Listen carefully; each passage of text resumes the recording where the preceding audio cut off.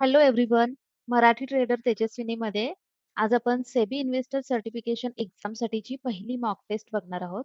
आता ही mock taste मला जी आली होती एक्झामला ती नाही आहे, ही वेगळी आहे. सो आधी मी ही मॉक टेस्ट तुम्हाला 50 क्वेश्चन्सची देत आहे. त्यामध्ये 50 क्वेश्चन्स असतील एमसीक्यू आणि त्याचे ऑप्शन्स वगैरे असतील. त्याचे correct answer me with explanation तुम्हाला आता सांगेनच. ठीक आहे. सो सगळ्यात पहिलं तुम्ही हे करायचं आहे, की ही पहिली मॉक टेस्ट तुम्ही पूर्ण बघायची आहे शेवटपर्यंत. यामध्ये कुठेही तुम्ही स्किप करू नका. सगळे ॲन्सर्स व्यवस्थित लक्षात ठेवा. ही एकदा मॉक टेस्ट बघा. त्याच्यानंतर नेक्स्ट टाईम पुन्हा ही मॉक टेस्ट बघा. त्यावेळेस तुम्ही स्वतः गेस करा ॲन्सर्स. ठीक आहे. त्यामुळे तुम्हाला व्यवस्थित लक्षात राहील सगळे क्वेशन्स, ॲन्सर्स आणि त्याचं एक्सप्लेनेशन पण मी देते कारण की एखाद तुम्हाला जर पलटून फिरवून विचारलं तरी पण तुम्हाला त्याचा ॲन्सर व्यवस्थित देता येईल. ओके. आणि त्याच्यानंतर या मॉक टेस्ट नंतर आणखी एक मॉक टेस्ट येईल. त्यानंतर मी माझी जे क्वेशन्स मला स्वतः आले होते एक्झाममध्ये, त्या क्वेशन्सची एक मॉक टेस्ट मी तुम्हाला अ, नक्कीच नंतर अपलोड करेन. सो सगळ्यात पहिला तुम्ही ह्या 3 मॉक टेस्ट कंपल्सरी बघायच्या आहेत. आणखी तुम्हाला जर काही प्रॅक्टिस पाहिजे असेल, तर तुम्ही तसं मला कमेंट करून सांगा. त्या पद्धतीने मी पुन्हा एखादी मॉक टेस्ट प्रिपेअर करून तुमच्यासाठी प्रोव्हाईड करेन. त्यानंतर ह्या एक्झाममध्ये क्वेशन नंबर 45 पासून क्वेशन नंबर 50 पर्यंत एक 5 क्वेशन्स आपले केस स्टडीज वाले येतात, ज्यामध्ये तुम्हाला सिच्युएशन दिली जाते एखादी इन्व्हेस्टमेंटच्या रिलेटेड आणि त्या सिच्युएशनमध्ये त्या पर्टिक्युलर व्यक्तीने काय केलं पाहिजे ह्याच्याशी रिलेटेड काही ऑप्शन्स दिले जातात तुम्हाला. सो असे केस स्टडी टाइपचे सुद्धा काही क्वेशन्स असतील, पण ते ह्यामध्ये मी इन्क्लूड नाहीये. त्यासाठी मी सेपरेट व्हिडिओ घेऊन येईन. त्या व्हिडिओमध्ये सगळे केस स्टडीजवालेच क्वेशन्स आपण कव्हर करणार आहोत. So overall I think me 4 videos तरी कंपल्सरी तुमच्यासाठी टाकेन. ह्या एक्झामच्या प्रिपरेशनसाठी मॉक टेस्टवाले. सो तुम्ही हे इतके क्वेशन्स जरी व्यवस्थित बघितले, हे व्हिडिओज तुम्ही रिपीट बघा आणि पुन्हा-पुन्हा बघा. तुम्हाला ते व्यवस्थित लक्षात राहील आणि मी तुम्हाला हे सजेस्ट करेन, की मोस्टली हे जे व्हिडिओज आहेत, ते तुम्ही लॅपटॉपवर वगैरे म्हणजे ज्या ठिकाणी तुम्ही एक्झाम देणार आहे, त्याच्यावर जर तुम्ही हे व्हिडिओज बघितले, तर ते तुम्हाला व्यवस्थित लक्षात राहतील त्याचे आन्सर्स आणि हेच क्वेशन्स जर तुम्हाला एक्झाममध्ये आले, तर तुम्हाला आठवेल की तुम्ही हे व्हिडिओज बघितला आहे किंवा हा क्वेशन बघितला ह्याचं हे आन्सर होतं असं. सो लक्षात राहायला तुम्हाला बरं पडेल. ठीक आहे. सो आता वेळ वाया न घालवता आपण डायरेक्ट व्हिडिओला सुरुवात करूया. सो ह्या एम-सी-क्यूज मध्ये 50 क्वेशन्स असणार आहेत. Okay. So let's start. Question number पहिला आहे, what is the main function of SEBI? Okay. So आता एक गोष्ट मी आणखीन एक तुम्हाला सांगते. जेव्हा तुम्हाला एखादा क्वेशन येतो, त्याचा आन्सर तुम्हाला ऑब्व्हियसली माहिती नसतं. आता इथे मी तुम्हाला करेक्ट आन्सर ग्रीनमध्ये दिलेले आहेत. पण स्टिल तुम्हाला जेव्हा एक्झाममध्ये बसता आणि तुम्हाला त्याचे आन्सर माहीत नसतात, त्यावेळी सगळ्यात पहिली गोष्ट जी करायची आहे ती म्हणजे तुम्ही एलिमिनेशन मेथड यूज करायची आहे. म्हणजे ऑप्शन्स एलिमिनेट करायचे आहेत आणि तसं केल्यानंतर तुम्हाला करेक्ट आन्सर मिळायला सोपं जाईल. जे की मी आता तुम्हाला करून दाखवते. तसं तुम्ही नेहमीच अप्लाय करू शकताय. सो इथं क्वेशन विचारलाय की सेबीचं मेन फंक्शन काय आहे? काय काम करते SEBI? Okay. So option number A आहे printing currency. Option number B आहे monitoring foreign exchange. Option number C आहे regulating securities market. Option number D आहे managing mutual funds. Okay.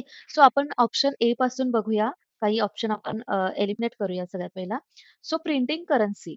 Okay. So currency छापणे हे आर-बी-आयची जबाबदारी असते, सेबीची नसते. त्यामुळे हा ऑप्शन आपण कॅन्सल करतोय. त्यानंतर ऑप्शन बी आहे monitoring foreign exchange. So foreign exchange सुद्धा आर-बी-आयच हे व्यवस्थापित करते. ओके. सो हे पण सेबीचं काम नाहीये. त्यानंतर ऑप्शन डी मध्ये दिले की मॅनेजिंग म्युच्युअल फंड्स. आता नावातच आहे की म्युच्युअल फंड्स जे आहेत ते सेबी मॅनेज करत नाही. ओके. सो म्युच्युअल फंड्सचं नियंत्रण सेबी करते, पण स्वतः चालवत नाही. त्यामुळे हे थोडंसं कन्फ्यूज तुम्हाला करण्यासाठी ऑप्शन दिलाय. सो ही गोष्ट तुम्ही नेहमी लक्षात ठेवा. सेबी म्युच्युअल फंड्सवर नियंत्रण करते, पण स्वतः चालवत नाही. ओके. सो करेक्ट आन्सर आहे regulating securities market. So SEBI म्हणजे securities and exchange board of India ह्याच्या फुल फॉर्म चा आन्सर आहे. की सेबीचं मेन काम जे आहे ते भारतातील शेअर बाजार आणि इतर सिक्युरिटीज मार्केटवर नियंत्रण आणि निगराणी ठेवण्याचं आहे.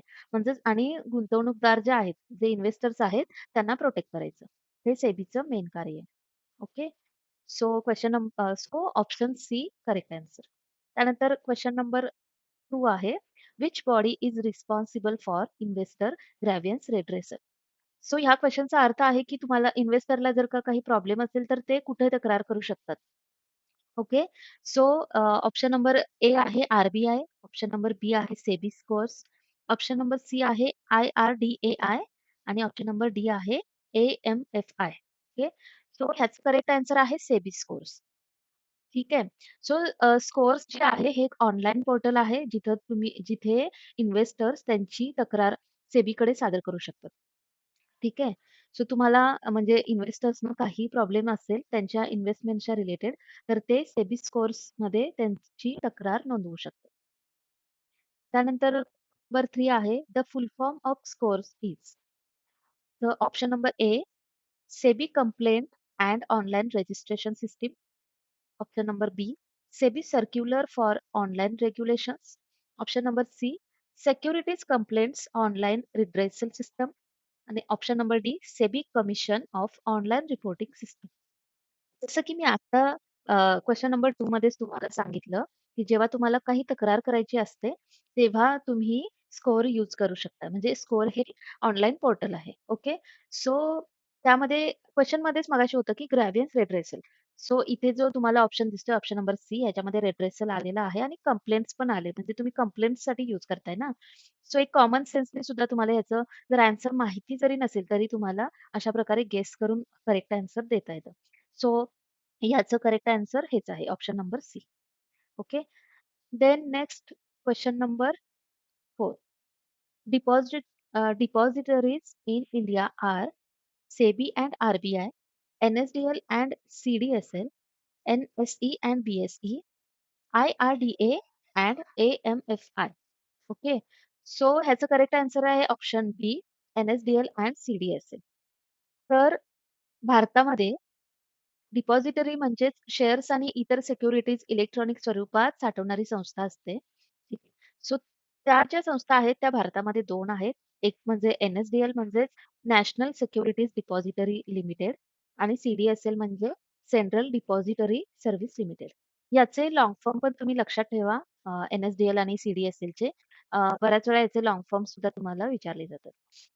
नॅशनल सिक्युरिटीज डिपॉझिटरी लिमिटेड आणि central depository service limited. Okay. So ह्याचं करेक्ट आन्सर आहे option B. Then question number 5. Which of the following is a stock exchange in India? Option A IMF, option B SEBI, option C PSE आणि option D NSDL. So याचं correct answer आहे option C PSE. हे stock exchange ही भारतातली सगळ्यात जुनी आणि main share बाजारपेठ आहे. सो हे तुम्ही लक्षात ठेवा. Option C. Question number 6. Which documents helps investors lodge complaints online with SEBI? आता रिसेंटलीच आता आपण बघितलं, की सेबीमध्ये तुम्ही कुठे तुमच्या कंप्लेंट्स करू शकतातच. त्याचं करेक्ट आन्सर आहे स्कोर्स. जसं की मी आताच तुम्हाला एक्सप्लेन केलंय. आता चॅप्टर वाईज इथे मी काही क्वेशन्स टाकल्यामुळे तुम्हाला म्हणजे सेम सेम टॉपिकशी रिलेटेड क्वेशन दिसत असतील. सो अशाच प्रकारे हे टॉपिक क्वेशन्स मी इथं घेतलेत, ज्यामुळे तुमची व्यवस्थित तयारी होईल आणि तुम्हाला समजेल, की एका गोष्टीला धरून कसे क्वेशन्स फिरवून टाकले जातात. सो स्कोर्स जे आहे ते खूप इम्पोर्टंट टर्म आहे आणि त्याच्याशी रिलेटेड अशा प्रकारे क्वेशन्स ते देतात. ठीक आहे. सो येस क्वेशन नंबर 6चं आन्सर आहे स्कोर्स. स्कोर्स हे सेबीचे एक अधिकृत कंप्लेंट पोर्टल आहे आणि ज्यामध्ये इन्व्हेस्टर्स आपली तक्रार ऑनलाईन नोंदवू शकतात. And question number 7. Which entity रेग्युलेट्स mutual funds in India? आता म्युच्युअल फंड्स रेग्युलेट्स कोण करते असं विचारलं होतं यांनी. ह्यामध्ये तुम्ही अजिबात कन्फ्युजन करून घेऊ नका. जसं की मी मगाशी सांगितलं, की सेबी जे आहे, ते नियंत्रण ठेवते म्युच्युअल फंड्सवर, पण स्वतः चालवत नाही. ओके. सो तेच ह्याने विचारले, की रेग्युलेट कोण करते म्युच्युअल फंड? तर सेबीच करते. रेग्युलेट करते फक्त म्हणजे नियंत्रण ठेवते. सो ह्याचं करेक्ट आन्सर सेबी आहे. म्युच्युअल फंड्स आणि त्याची संबंधित काही संस्था आहेत, त्या सेबीद्वारेच नियंत्रित केल्या जातात. Question number 8. An investor can check the status of their complaint lodged in scores via option Google, option B call centre, option C scores website आणि ऑप्शन डी पोस्टल मेल. आता कॉमन सेन्स वाला आन्सर आहे, तुम्हाला समजलंच असेल. Obviously स्कोर्सच्या वेबसाईटवरच आपण complaint raise करू शकतो. Question number 9. What is the primary benefits of demat account? So demat अकाउंटचं मेन प्रायमरी बेनिफिट काय आहे असं त्यांनी विचारलंय. Option A currency exchange, option B physical share holding, option C holding securities electronically आणि option D getting dividends only. So ह्याचा correct answer आहे option C holding securities electronic. Demat अकाउंटमध्ये shares आणि इतर सिक्युरिटीज इलेक्ट्रॉनिक स्वरूपात ठेवता येतात आणि कागदी स्वरूपात टाळलं जातं. ओके, सो ह्याचं करेक्ट आन्सर आहे option C. Question number 10. What should investors do before investing? So इन्व्हेस्टर्सनी इन्व्हेस्टमेंट करण्याआधी काय केलं पाहिजे? Option A watch TV ads, option B consult SEBI only, option C do proper research and verify authenticity आणि option D आहे blindly trust agent. So जेव्हा पण तुम्हाला इन्व्हेस्टमेंट करायची असते, त्यावेळी तुम्ही जिथे कुठे इन्व्हेस्टमेंट करणार असाल त्याच्याशी रिलेटेड काही लिगल डॉक्युमेंट्स असतील तर ते तुम्ही चेक केले पाहिजे. त्यानंतर प्रॉपर रिसर्च केलं पाहिजे तुम्ही त्या पर्टिक्युलर असेट्सच्या बाबतीत आणि त्यानंतर ते व्हेरीफाय केलं पाहिजे की ते किती ऑथेंटिक आहे, म्हणजे किती ट्रस्टवर्दी आहे, तुम्ही किती विश्वास ठेवू शकता त्या गोष्टीवर. असं म्हणजे तिथं फसवणुकीची काहीच चान्सेस असले नाही पाहिजेत, हे तुम्ही चेक करणं गरजेचं आहे. So option C correct answer आहे ह्याचं, की डू प्रॉपर रिसर्च आणि व्हेरीफाय ऑथेंटिसिटी. सो गुंतवणूक करण्यापूर्वी कंपनी आणि फंडाची पारदर्शकता, परवाने आणि रजिस्ट्रेशन तपासायचं तुम्हाला. Question number 11. Which of this is right of an investor? म्हणजे इन्व्हेस्टरचा हक्क काय आहे असं विचारले त्यांनी. So option A to manipulate prices, option B to receive timely information, option C to avoid taxes आणि option D to ignore contract terms. So ह्याचं करेक्ट आन्सर आहे टू रिसीव्ह टाइमली इन्फॉर्मेशन. गुंतवणूकदाराला वेळच्या वेळी महत्वाची माहिती जी काही असेल ती त्याला मिळाली पाहिजे आणि हा त्याचा सगळ्यात मेन हक्क आहे. ओके, राईट आहे हा प्रत्येक गुंतवणूकदाराचा. Question number 12. What should investors verify before choosing a broker? So option A is Facebook page, option B is SEBI registration, option C religion, option D age. So common sense वाली इथं पण तुम्ही गोष्ट use करू शकता. Obviously Facebook page कुणाचंही बघून तुम्हाला काही उपयोग होणार नाहीच आहे इन्व्हेस्टमेंट करताना. रिलिजन बघून आणि एज बघून तुम्ही काय करणार आहे? सो कुठेही तुम्ही जेव्हा गुंतवणूक करणार आहात तर ती गोष्ट सेबी रजिस्टर्ड आहे का हे तुम्ही चेक करणं गरजेचं आहे. कारण की सेबी रजिस्ट्रेशन असलेला जो ब्रोकर असतो तो नेहमी अधिकृत मानला जातो. त्याच्यावर विश्वास ठेवता येतो. Question 13. A stockbroker is considered registered only when option A he advertises online, option B he opens a shop, option C he is SEBI registered and his valid registration number आणि option D he buys share. So stock broker हा registered आहे हे कधी consider करता येतं? जेव्हा त्याच्याकडे SEBI registered म्हणजे जेव्हा तो सेबी रजिस्टर्ड असतो आणि जेव्हा त्याच्याकडे रजिस्ट्रेशनचा एक व्हॅलिड नंबर असतो. ओके, सो त्याच वेळी तुम्ही असं म्हणू शकता की एखादा स्टॉक ब्रोकर आहे तो सेबी रजिस्टर्ड म्हणजे तो रजिस्टर्ड आहे हे कन्सिडर करू शकतात. आणि कोणत्याही ब्रोकरकडे सेबीद्वारे असलेला जो रजिस्ट्रेशन क्रमांक आहे म्हणजे व्हॅलिड रजिस्ट्रेशन जो नंबर आहे तो असणं अनिवार्य असतं, कंपल्सरी असतं. Okay, so question number 14. Which of this is regulated activity? Option A hawala trading, option B Ponzi scheme, option C mutual fund investment आणि option D betting. Okay, so ह्या चारही ऑप्शन मध्ये म्युच्युअल फंड इन्व्हेस्टमेंट जी आहे ती regulate केली जाणारी activity आहे. कारण की म्युच्युअल फंड्सवर आताच आपण बघितलं की सेबीचं नियंत्रण असतं. सेबी रेग्युलेट करते. त्यामुळे त्याच्यामध्ये तुमच्याकडून फसवणूक होण्याचे चान्सेस नसतात. पण जर एखाद्या पॉन्झी स्कीममध्ये, बेटिंगमध्ये जर तुम्ही जात असाल, तर तिथे तुमचं 100% फसवणूक केली जाते. Question number 15. In which case can an investor complain to SEBI? तर इन्व्हेस्टर कोणत्या केसमध्ये सेबीकडे कंप्लेंट करू शकतो? Option A, if a share prices fall, म्हणजे जर शेअर्सचे जर प्राइजेस पडत असतील, तर तुम्ही सेबीकडे कंप्लेंट करू शकता का? तर नाही, त्याचा काही संबंधच नाहीये सेबीचा. सेबी काही शेअर्सचे प्राइस ठरवत नाही किंवा ते रेग्युलेट करत नाही. Okay. So option A cancel. त्यानंतर ऑप्शन सी आहे की if they forgot their password. Password जर का तुम्ही विसरला असाल तरी पण सेबीकडे तुम्ही कंप्लेंट नाही करू शकत.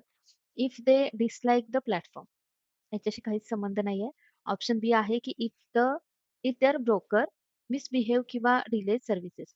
जो कोणी तुमचा स्टॉक ब्रोकर आहे, तो जर तुमच्याशी मिसबिहेव करत असेल किंवा तुम्हाला सर्व्हिसेस व्यवस्थित प्रोव्हाईड करत नसेल, तुम्हाला त्याच्याकडून कुठल्याही प्रकारचा त्रास होत असेल, तर मात्र तुम्ही तुमच्या ब्रोकरची कंप्लेंट सेबीकडे करू शकता. Okay. So option B is a correct answer. Question 16. Who maintains investor demat accounts in India? So option A आहे सेबी, ऑप्शन बी आहे आरबीआय, ऑप्शन सी आहे डिपॉझिटरीज म्हणजेच एनएसडीएल आणि सीडीएसएल, आणि ऑप्शन डी आहे बँक्स. सो ह्याचं obviously correct answer आहे option C, depositories, NSDL आणि सीडीएसएल. हे जे डिपॉझिटरी आहे, पार्टिसिपंट अकाउंट सांभाळतात आणि यातून जे इन्व्हेस्टर्स असतात त्यांचे इलेक्ट्रॉनिक शेअर्स साठवले जातात. Okay. So option C is a correct answer. Question number 17. What should investors check before investing in IPO? जर तुम्हाला IPO मध्ये इन्व्हेस्ट करायचं आहे, तर त्या इन्व्हेस्टमेंट करण्यापूर्वी इन्व्हेस्टरनी कोणत्या गोष्टी चेक केल्या पाहिजेत असं विचारले. सो ऑप्शन ए आहे actor in the TV ad, म्हणजे ते आयपीओज प्रमोट करणारे जर का कोणी ऍक्टर्स असतील, टीव्हीवर तुम्हाला ऍडव्हर्टाइजमेंट बऱ्याच वेळा बघायला मिळत असतील, बघून तुम्ही इन्व्हेस्ट करणार का? की ऑप्शन सी आहे नेम ऑफ प्रमोटर्स ओनली, म्हणजे कोण आहे प्रमोटर त्याचं नाव बघून तुम्ही इन्व्हेस्ट करणार, की फोन नंबर बघून इन्व्हेस्ट करणार, ऑप्शन डी दिला असा. आणि ऑप्शन बी आहे SEBI registered merchant banker details. Okay. So option B हा करेक्ट ऑप्शन आहे याचा. आयपीओ प्रोसेसमध्ये मर्चंट बँकर्सची मेन भूमिका असते आणि तो सेबी रजिस्टर्ड असतो. ओके. सो ह्या गोष्टी तुम्ही चेक करायच्या आहेत आयपीओ मध्ये, कोणत्याही आयपीओ मध्ये इन्व्हेस्टमेंट करण्यापूर्वी. Question 18. What is the function of register in the IPO process? Okay. Option A publish ads, option B maintain investor records, option C sell shares, option D create loss. So answer आहे option B, maintain investor records. Register IPO साठी अर्ज करणाऱ्या इन्व्हेस्टर्सची माहिती सांभाळतो आणि allotment करत असतो. Okay. So option B is the correct answer. Question number 19. Which of the following is warning sign of scam? खालीलपैकी कोणतं असं वॉर्निंग साइन आहे, म्हणजे कशामधून तुम्हाला स्कॅम होण्याची पॉसिबिलिटीज लक्षात येते? अ, पहिलं म्हणजे option A guaranteed high returns, option B official SEBI approval, option C transparent terms, आणि option D valid disclosures. Okay. So option E, guaranteed high returns. जेव्हा पण कोणती पण स्कीम तुम्हाला लो रिस्क हाय रिटर्न्स किंवा very high returns, guaranteed high returns, अशा terms जेव्हा कोणी पण तुम्हाला इंट्रोड्यूस करते किंवा कोणी पण कोणती स्कीम घेऊन आल्यानंतर असे शब्द वापरते, त्यावेळी तुम्ही समजून जायचं की ही जी स्कीम आहे त्यामध्ये स्कॅम होण्याचे खूप जास्त चान्सेस आहेत. कारण की तुम्ही म्युच्युअल फंड्स मध्ये इन्व्हेस्ट करत असाल किंवा तुम्ही इतर कोणत्या सुद्धा सेबी रजिस्टर्ड एंटिटीमध्ये जर का तुम्ही इन्व्हेस्ट करत असाल, तर तिथं तुम्हाला 100% रिटर्न्सची गॅरंटी किंवा हाय रिटर्न्सची गॅरंटी कोणीही देत नाही. तिथे तुम्हाला कंपल्सरी एक नोट दिली जाते, की सिक्युरिटीज आणि मार्केट्स ह्या ज्या काही गोष्टी आहेत, ह्या सब्जेक्ट मार्केट रिस्क असतात. म्हणजे मार्केट रिस्क असतेच ही गोष्ट तुम्हाला सतत सांगितली जाते त्यामध्ये. आणि ज्या पॉन्झी स्कीम्स असतात किंवा जिथे स्कॅम होण्याची पॉसिबिलिटी असते, तिथे तुम्हाला असे शब्द बघायला मिळतात, की तुम्हाला लो रिस्क आहे, हाय रिटर्न्स आहेत किंवा रिस्क 0 आहे, हाय रिटर्न्स आहेत, गॅरंटेड रिटर्न्स आहेत.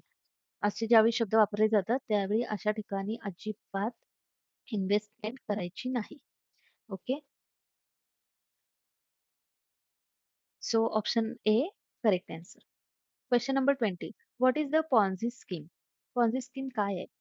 सो ऑप्शन बी जो आहे, fraud where returns to early investor are paid using funds from new investors.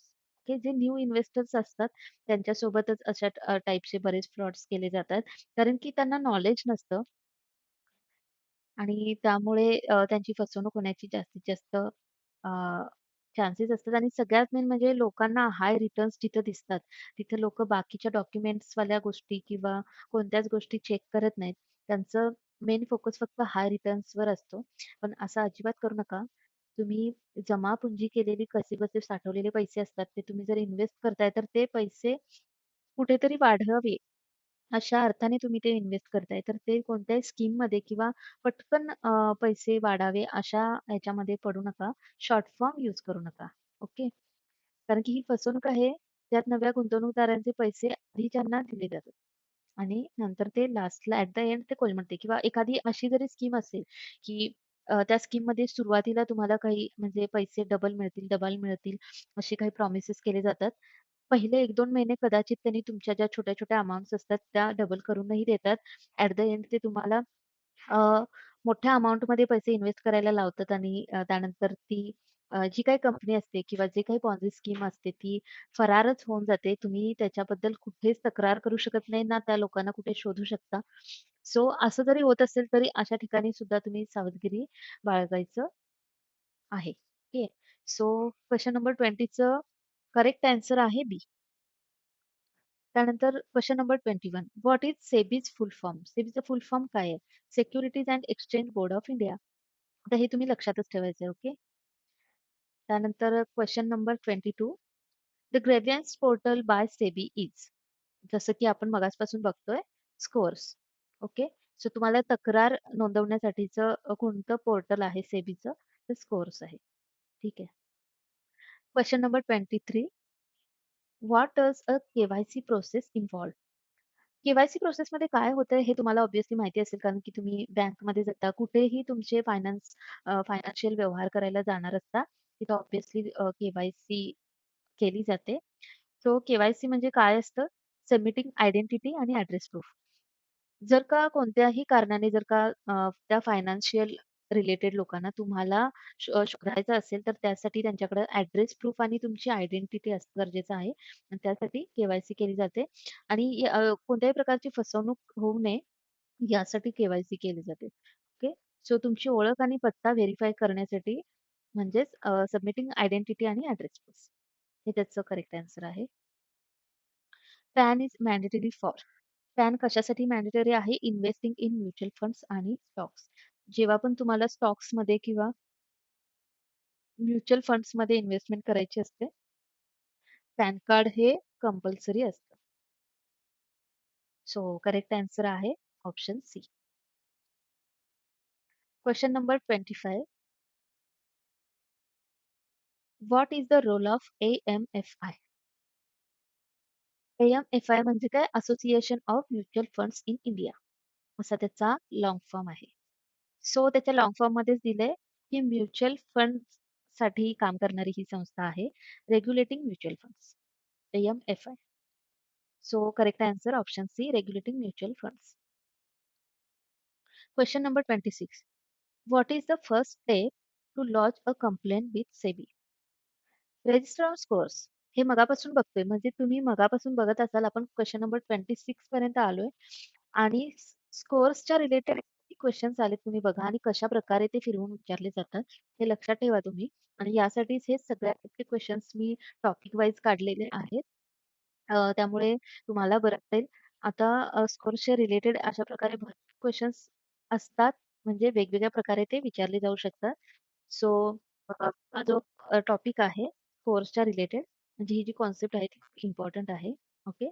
So सेबीकडे जर का तुम्हाला कंप्लेंट करायची असेल, तर त्याची फर्स्ट स्टेप काय आहे? तर तुम्ही स्कोअर्सवर हे करायचं आहे, रजिस्ट्रेशन करायचं आहे.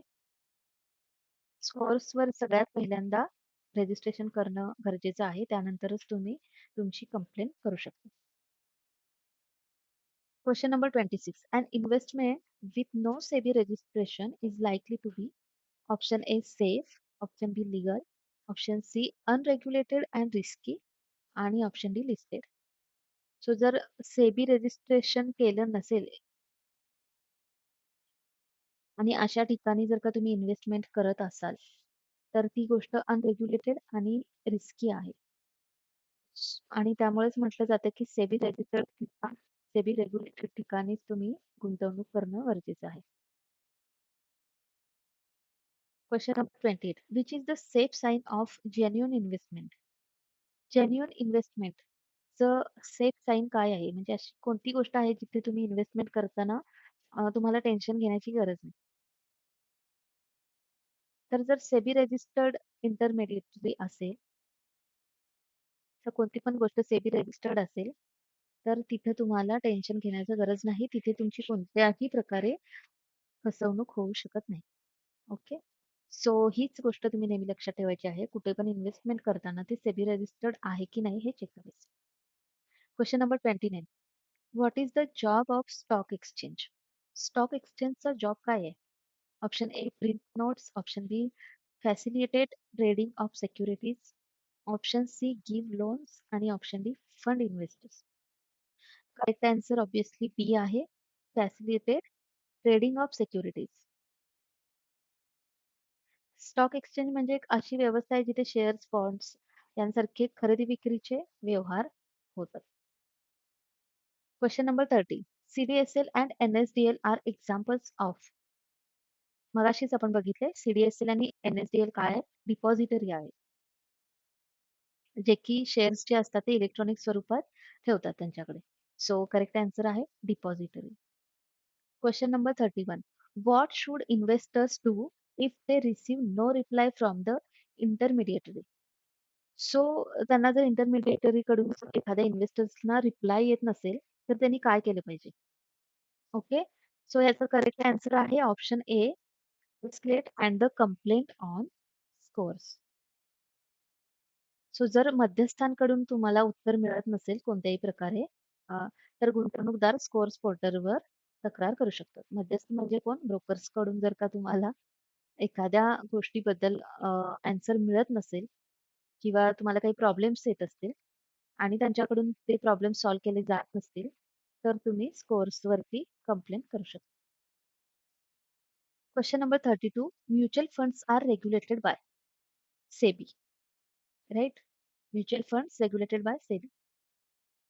Before filing a complaint on scores, the investors must option A approach the intermediary first, त्यानंतर option B call police, option C go to BSE आणि ऑप्शन डी फाईल RTI. याचा काहीच आन्सर आहे approach the intermediary first.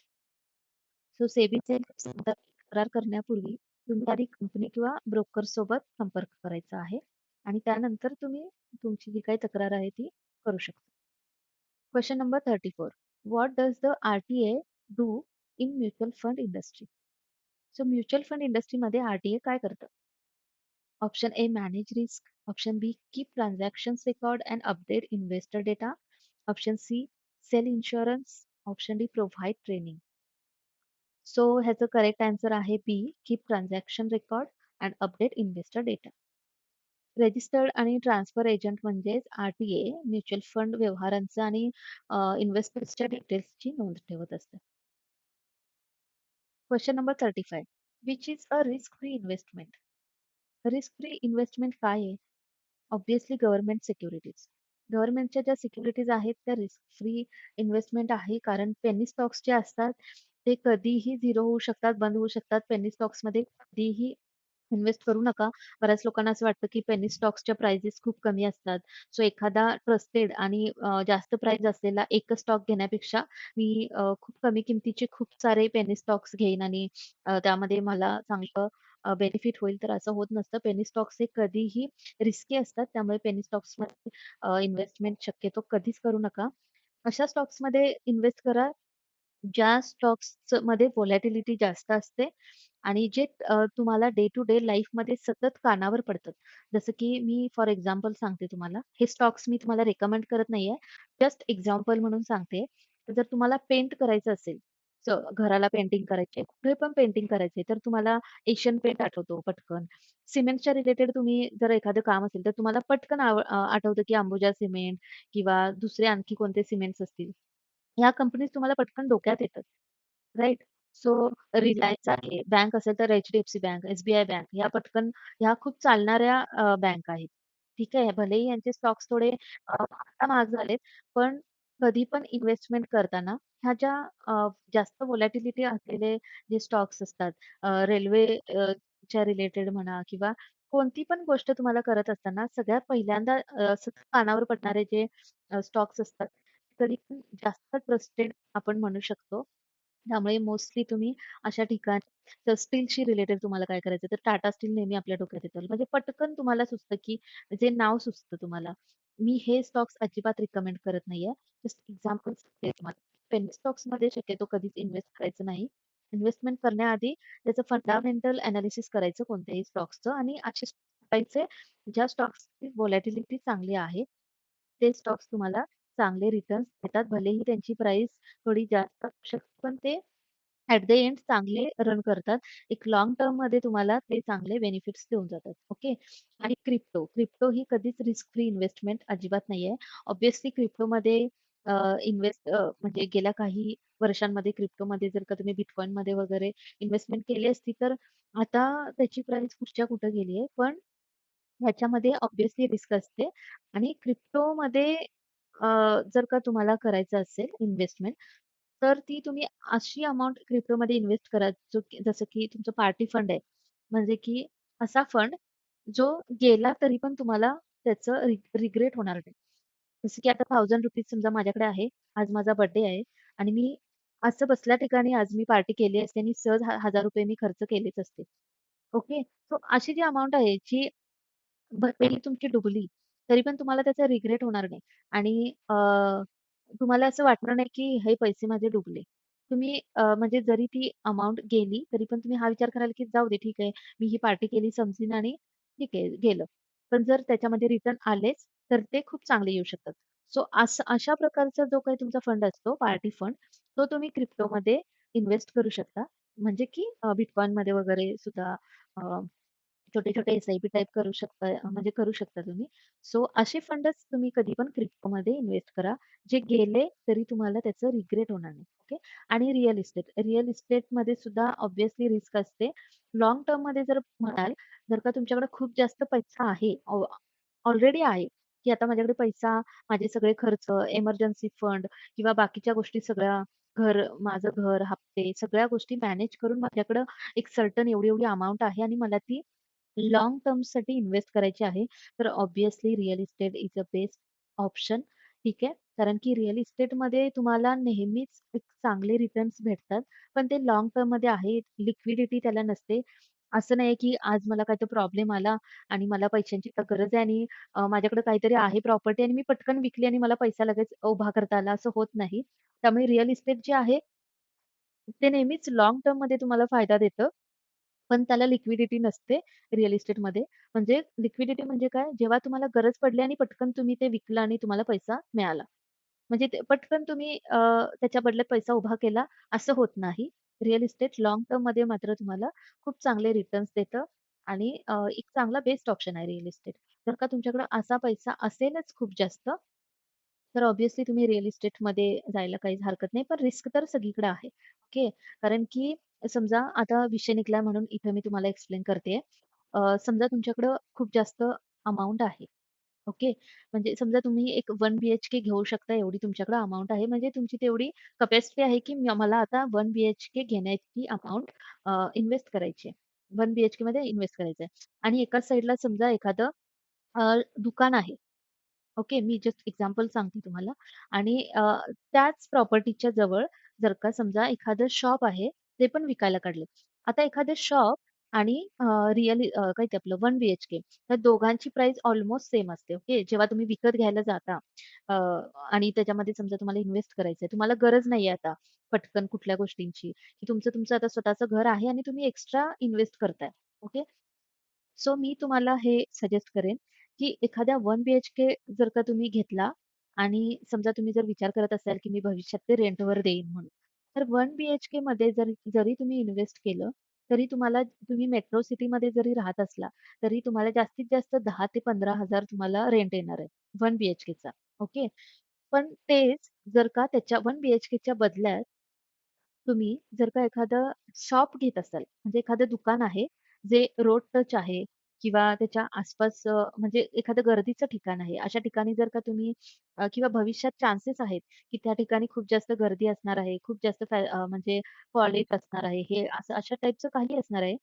So अशा ठिकाणी जर का तुम्ही एखादे शॉप जर घेतलं 1 बीएचकेच्या ऐवजी, तर एखाद्या कोणत्याही दुकानाला मेट्रो सिटीमध्ये रेंटनी जर का तुम्ही दिलं, ते अगदी छोटंसं जरी शॉप असलं ना, तरी त्याचं रेंट तुम्हाला जवळपास 40,000 पर्यंत भेटतो. म्हणजे एखादं 1 बीएचके तुम्ही रेंटनी जरी दिलं, तरी ते तुम्हाला जास्तीत जास्त 15,000-16,000 पर्यंत तुम्हाला रेंट देईल. त्याच्याऐवजी जर का तुम्ही एखादे शॉप घेत असाल, तर त्या शॉपमध्ये तुम्हाला 40,000 पर्यंत रेंट भेटतो. सो असं जर अशा प्रकारे जेव्हा पण तुम्हाला इन्व्हेस्टमेंट करायची आहे, तर तुमच्या गरजा काय आहेत? हे आधी तुम्ही बघायचंय. जसं की आता माझ्याकडे ऑलरेडी घर आहे. माझं स्वतःचं घर आहे. माझं सगळं व्यवस्थित सुरू आहे आणि मला लगेच आता नवीन घर घेऊन तिथं राहायला जायची काहीच गरज नाही. तर अशा वेळी तुम्ही असे बेस्ट ऑप्शन शोधू शकता. जसं की मी शॉपचं उदाहरण दिलं, की जिथून तुम्हाला खूप जास्त रिटर्न्स पण मिळतात. म्हणजे ते जरी तुम्ही रेंटनी जरी दिलं ते शॉप, तरी तुमचं पटकन पैसा रिकव्हर होतो. म्हणजे तुमचं लोन पटकन फिटतं सुद्धा आणि त्याच्यानंतर तुम्हाला रिटर्न्स म्हणजे टर्मसाठी तुम्हाला कंटिन्यूअस 40,000-40,000 रेंट येत राहतो आणि इव्हेंच्युअली तो वाढतही राहतो. ओके. जसं-जसं आजूबाजूला गोष्टी इम्प्रूव्ह होतील तसा तो रेंट अजून वाढत जातो. सो ह्या गोष्टी पण आहेत.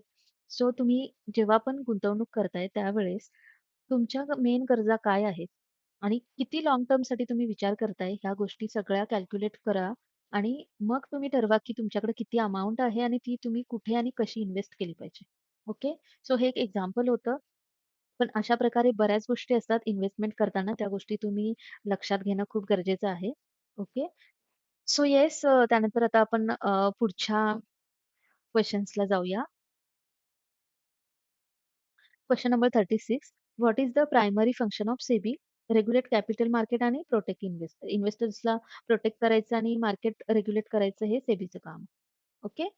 So option B is the correct answer. आता मी तुम्हाला मेन ॲन्सर आणि त्याचं थोडं एक्सप्लेनेशन सांगत आहे. पण तुम्ही जेव्हा व्हिडिओ बघताय, थोडासा व्हिडिओ पॉज करून तुम्ही बाकीचे ऑप्शन्स पण डोळ्याखालून घालवा. ओके. ते ऑप्शन मी प्रत्येक वेळी ह्यासाठी सांगत नाहीये, कारण की मग तुमच्याकडून एफर्ट्स येणार नाहीत. ते तुमच्या लक्षात राहावं यासाठी तुम्ही स्वतः डोळे फिरवले आणि वाचलं, तर ते तुम्हाला जास्त लक्षात राहील आणि म्हणून मी सगळे ऑप्शन सांगत नाहीये. Question number 37 a demat account is open with D म्हणजेच काय? Depository participant. ऑप्शन बी करेक्ट आन्सर. डी म्हणजे डिपॉझिटरी पार्टनर जसं की बँक, ब्रोकरेज कंपन्या हे तुमचे डीमॅट खाते उघडून देतात. Right? Question number 38 which of this is sine of a genuine broker? SEBI registration number display. जिथे सेबी रजिस्ट्रेशन नंबर डिस्प्ले असतो ते जेन्युइन ब्रोकर आहे. तिथे फसवणूक होण्याचे तुमचे चान्सेस नाहीयेत. Question number 39 investors should invest only through कशा थ्रू इन्व्हेस्टर्सनी इन्व्हेस्ट केलं पाहिजे? मगापासून आपण बघतोय. रजिस्टर्ड ज्या एंटिटी आहेत, जे लोकं सेबी रजिस्टर्ड आहेत, अशा ठिकाणीच तुम्ही इन्व्हेस्टमेंट केली पाहिजे. Right? So option C correct answer. Question number 40 what can investors do if they lose money in fraud scheme? आता जर का तुमच्या फ्रॉड स्कीममध्ये जर तुमचे मनी जर गेले, एखाद्या इन्व्हेस्टरचे, तर तुम्ही काय केलं पाहिजे? तर तुम्ही स्कोर्सवर तुमची कंप्लेंट रेज करू शकता. म्हणजे कंप्लेंट करू शकता. So option C correct answer. Question number 41 what does the term redressal mean? म्हणजे रिड्रेसल म्हणजे काय? Solving a grievance. म्हणजे तुमच्या अडचणी सोडवणं. रिड्रेसल म्हणजे तक्रारीचं निवारण करणं. मग इन्व्हेस्टर्सच्या अडचणी सोडवण्याची प्रक्रिया म्हणजे redressal. Which is the invest which is an investor protection initiative by SEBI. So ह्याचं करेक्ट आन्सर आहे इन्व्हेस्टर चार्टर. इन्व्हेस्टर चार्टरमध्ये गुंतवणूकदारांचे अधिकार, जबाबदाऱ्या आणि नियम हे स्पष्ट केले जातात. सो हे तुम्ही लक्षात ठेवा. Question number 43. Where can you verify a broker SEBI registration? ब्रोकरचं सेबी रजिस्ट्रेशन तुम्ही कुठे बघू शकता? सेबीच्या वेबसाईटवर बघू शकता. So correct answer SEBI website. Question number 44. What is required to open a demat account? Demat account open करण्यासाठी काय गरजेचं आहे? सो तुमचं पॅन कार्ड, आधार कार्ड आणि बँक डिटेल्स म्हणजेच केवायसी करतात ना ते. So PAN card, Aadhaar card आणि बँक डिटेल्सची गरज असते डीमॅट अकाउंट काढताना. सो बाय द वे तुमच्यापैकी कोणाला डीमॅट अकाउंट काढायचं असेल नव्याने आता, तर मी डिस्क्रिप्शनमध्ये काही लिंक्स दिलेत. त्या लिंकवर जाऊन तुम्ही तुमचं डीमॅट अकाउंट खोलू शकताय. तुमची इच्छा असेल तर. Question number 45. What is mutual fund? Mutual fund काय आहे? Pool of money manage by professional. So जेव्हा तुम्ही स्टॉक्स मध्ये म्हणजेच शेअर मार्केटमध्ये जेव्हा तुम्ही गुंतवणूक वगैरे करता, तेव्हा मोस्टली ती सगळी गुंतवणूक किंवा त्याच्याशी रिलेटेड जे काय आहे तुमचा पोर्टफोलिओ वगैरे, तो सगळा तुम्ही स्वतः हँडल करताय, राईट? तर म्युच्युअल फंडमध्ये काय असतं? म्युच्युअल फंडमध्ये तुम्हाला एक प्रोफेशनल व्यक्ती दिली जाते. म्हणजे जे प्रोफेशनल्स असतात ते तुमचं पोर्टफोलिओ मॅनेज करतात. सो म्युच्युअल फंड जे आहे ते पूल ऑफ मनी आहे, जे की प्रोफेशनल्स मॅनेज करतात. Question number 46. Which documents is needed to invest in mutual fund? Mutual fund मध्ये इन्व्हेस्ट करण्यासाठी केवायसी लागतं. केवायसी डॉक्युमेंट्स लागतात. Question number 47. If your complaint is not resolved satisfactorily by the intermediary, next step काय आहे? तर तुम्ही स्कोर्सवर complaint करायची. So बघा, अजून पण बघा की स्कोअर्सच्या रिलेटेड अशा प्रकारे किती क्वेश्चन्स येतात, म्हणजे किती टाईपचे क्वेश्चन्स येतात. सो ह्यातल्या आता जर का त्यांना स्कोर्स वरती कोणताही क्वेश्चन टाकायचा असेल, तर मला वाटते स्कोर्सच्या रिलेटेड ऑलमोस्ट सगळे क्वेश्चन्स आपण रिकव्हर केलेले आहेत. Okay. So question number 48. Who protects investors in the securities market? इन्व्हेस्टरला सिक्युरिटी मार्केटमध्ये कोण प्रोटेक्ट करते? सेबी प्रोटेक्ट करते. सेबीज प्रायमरी मिशन काय आहे? Protect investors and regulate markets. इन्व्हेस्टरला प्रोटेक्ट करायचं आणि मार्केट रेग्युलेट करायचं, हे सेबीचं मेन काम. Where can you find investor awareness material by SEBI? सेबीच्या वेबसाईटवर, राईट? सो आपण जे आहे टॉपिक वाईज आता सध्या क्वेश्चन्स कव्हर केलेले आहेत. सो अशा प्रकारे बरेचसे क्वेश्चन्स तुम्हाला तुमच्या एक्झाममध्ये येऊ शकतात. तुम्हाला हे हा जो मॉक टेस्ट आहे, हा डबल डबल बघायचा आहे. त्यामुळे तुम्हाला व्यवस्थित लक्षात राहील आणि कशाप्रकारे क्वेश्चन्स फिरवून विचारले जातात ते पण तुम्हाला लक्षात येईल. आता यानंतर आणखीन काही मॉक टेस्ट मी टाकणार आहे. ते सुद्धा तुम्ही डबल डबल बघा, म्हणजे तुमची कंप्लीटली तयारी होऊन जाईल. बऱ्याच वेळा आपण बुक वाचतो, पण बुक वाचल्यानंतर तेवढं आपल्या लक्षात राहत नाही. पण त्याच्याशी रिलेटेड टॉपिक वाईज जर का तुम्ही क्वेश्चन्स बघत असाल आणि त्याचे ऑप्शन्स वाचत असाल, तर तुम्हाला ते पटकन क्लिक होतं, की याचं हे आन्सर होतं. आणि म्हणून मी तुम्हाला रिकमेंड करेन, की तुम्ही जास्तीत जास्त मॉक टेस्ट बघा. ओके. सो येस, आता आपण 50 क्वेशन्स कंप्लीट केलेले आहे पहिली मॉक टेस्ट. अशा आपण बऱ्याच मॉक टेस्ट घेऊन येऊया. ह्या टॉपिक वाईज आहेत. सो तुमचे अशा प्रकारेच क्वेशन वाईज सगळे टॉपिक्स कंप्लीट होतील आणि त्यामुळे तुम्ही ह्या मॉक टेस्ट डबल डबल बघा, चांगले प्रिपेअर करा आणि मगच तुमची एक्झाम द्या. ठीक आहे. सो येस, आता आपण नेक्स्ट मॉक टेस्टमध्ये भेटूया. आणि ही मॉक टेस्ट तुम्ही म्हणजे हे व्हिडिओज जे आहेत ते तुमच्या जवळच्या लोकांना, खूप साऱ्या लोकांना शेअर करा. व्हिडिओ आवडला असेल तर लाईक करा.